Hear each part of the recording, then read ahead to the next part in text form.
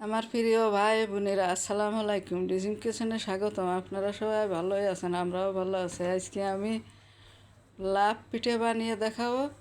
তার জন্যে উপকরণ লাগবে নারকেল আর গুড় দিয়ে প্রথমে জ্বালিয়ে নিতে হবে।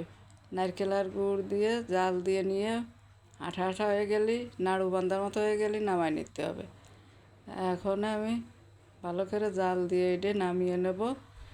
নিয়ে তারপরে আটা সিদ্ধর কাজ শুকনো চালের গুঁড়ো দিয়ে এই লাভ পিঠে বানাবো। এইভাবে নারকেলটার ভিতরে গুড় দিয়ে একটু ফোঁটা পানি দিতে হবে। একটু ফোঁটা পানি দিলে গুড়টা ভালো গলবে না। একটু পানি দিয়ে তা ভালো করে নাড়িয়ে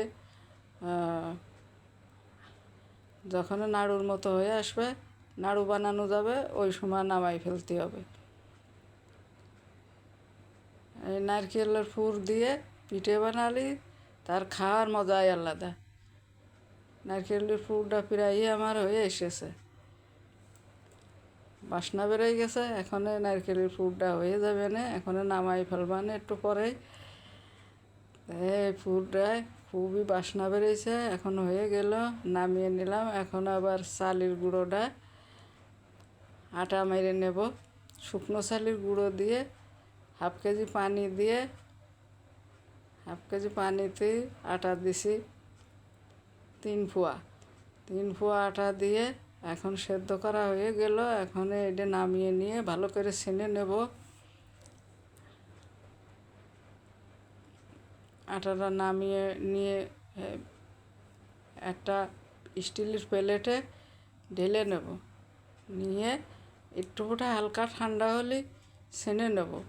গরম গরম থাকতে ছেনে নিলে বেশি ভালো হয়। চালের আটা জুড়ে গেলে সে আটা ছেনলে ভালো হয় না। গরম গরমই ছেনতে হয়, হাত ভিজিয়ে গরম গরম আটাটা ছেনে নিতে হয়।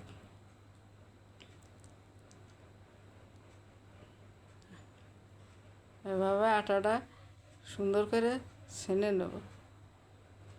খুব ভালো আটা কাড়ানো হয়েছে। এখনও ভালো করে মুথে নিয়ে ডো বানিয়ে নেব একটা। নিয়ে তারপরে লাভ পিঠে বানাবো। একটুখানি অল্প করে আটা নিয়ে একটু ফুড কালার দিয়ে আটাটা ছেনে নিছি। এখন একটু ঢেকে রাখবো। একটু পরে এসে তো এই লাভ পিঠে বানাবো। এই প্রথমে কাগজটা আমি কেটে নিছি, নিয়ে তারপরে এখন ওই কাগজের মাপে রুটি বেলে তাই আমার কাটতে হচ্ছে। কাটে নিয়ে সুন্দর করে লাভ পিঠে বানাইয়ে এভাবে কেটে নেব। খেজুরির কাঁটা দিয়েও হয়, আবার কেউ যদি মনে করে যে বড় সুই দিয়ে করব তাও হয়। ছুরি দিয়ে হয় না, ছুরি দিয়ে কাটলে এরকমের হয় না, গোল হয় না। এই জন্যই ওই চিকুন লাগে। হ্যাঁ, এই যে এরকম করে কেটে নিয়েছি। নিয়ে এরির মাপে এখন পিঠেগুলো সব কেটে নেবে। এটা কাটা হয়ে গেছে, আর একটা কাটতে হবে, দুটো লাগবে। খুবই ভালো সুন্দর হয়েছে। এখন আর একটা কেটে নেব। হ্যাঁ, মাপ দিয়ে আর একটা এভাবে কেটে নেব। একই মাপের দুটো হবে।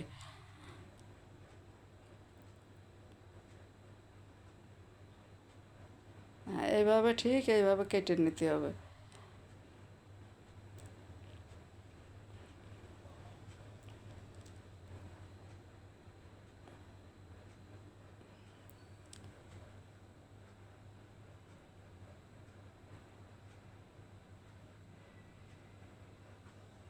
কাটা আমার হয়ে গেছে।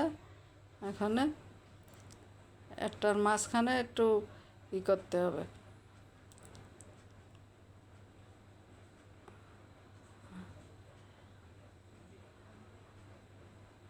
একটা ওই ছোটো একটা মুটকি দিয়ে তার মাঝখানে একটু কাইটে গোল করে একটা এই বৃত্ত আঁকে নিতে হবে। এখন আবার একটু লাল লাগবে। ছোটো করে একটা রুটি বেলে নিতে হবে। নিয়ে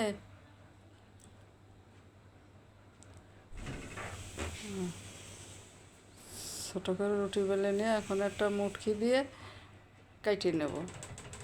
হ্যাঁ, হয়ে গেছে। এখন এরপর দিয়ে একটু আটা দিয়ে আর একটু পানি দিয়ে গুলায় রেখেছিলাম, ওইটা এখন দিয়ে দিচ্ছি, যাতে একটার সাথে একটা ভালো আইটে যায়, এইভাবে আইটে যায় যাতে, সেই জন্য এটা দিয়ে দিলাম। দিয়ে এই যে এরকম সুন্দর হবে। এবার ওর পর একটু নারকেলের পুর দিতে হবে, এর চারপাশেও ওই আটা দিয়ে আমি ঠিকভাবে করে নিচ্ছি। আটাটা ওই অল্প করে গুলায় রাখছিলাম পানি দিয়ে, সেটা এখন নারকেলের পুর একটু দিয়ে দিতে হবে, ভালো করে চ্যাপটা করে, এভাবে চ্যাপটা করে তা ওর উপরে দিয়ে দিতে হবে। দিয়ে এইটা দিয়ে দিতে হবে, চারপাশ দিয়ে দিছি। এখন আইটে যাবে না সুন্দর করে।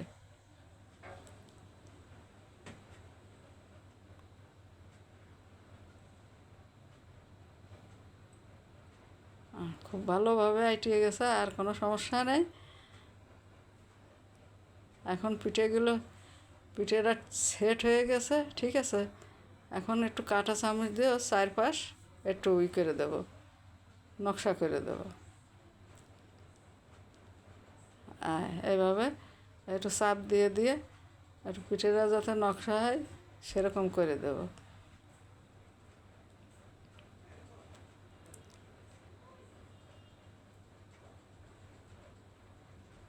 এইভাবে চাপ দিয়ে দিয়ে এগুলো নকশাগুলো ঠিক করে দিতে হবে।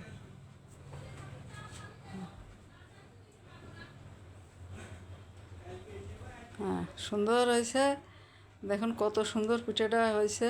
এরকম পিঠে যদি আপনারা বাসায় বানায় দেখতে পারেন কীরকম হয়েছে। পিঠেগুলো আমার বানানো শেষ, এখন ভাপে দিয়ে দেবো। কেউ তেলেও ভাজে, কিন্তু আমি তেলে ভাজবো না, ভাপে দিলে পিঠেগুলো দেখতে খুব সুন্দর হবে না, খাতেও মজা লাগবে না। আমি তেলে দেবো না, তেলে ভাজবো না, আমি ভাপেই করব। তাই সবগুলো সাজায়ে রাইস কুকারে দিয়ে ভাপ দিয়ে নেব। আমার সাজানো হয়ে গেছে, এখন ভাপে দিয়ে দেবো। এই জায়গায় দিয়ে দিলাম, এখন ভাপ হয়ে যাবে না।